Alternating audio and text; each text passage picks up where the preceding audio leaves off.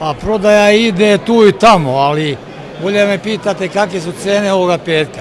Cene su one koje su pre 10 godina bile i kreću se sad dinar dole, dinar gore, ali uglavnom u prosjeku cene su dugogodišnje na ovoj pijaci. Salata recimo kreće se između 20 i 30 dinara, veza luka isto tako, kilo spanaća 100 dinara, šangarepa 70 dinara, listina kupus za sarmicu 50 dinara, ima 15 godina.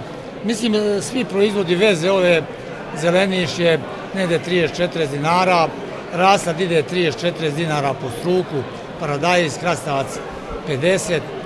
To su uglavnom cene nepromenjene.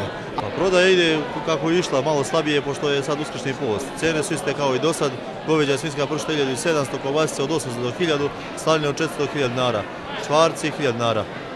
Da li kupuje narod, ima li para? Pa ima pomalo, narod kupuje što mora.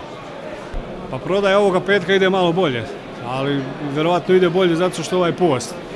A cena u odnosu zimus i zenac kad smo prodavali, malo je skočila cena jer nema krompira. U suštini ja sam zadovoljan na cenu, nisam zadovoljan kako nema krompira. A cena mu je ekstra kad se pogleda što se tiče da je rodio. Ali pošto nije rodio, ja sam se pravo da vam kažem nadao nekoj mnogo većoj ceni.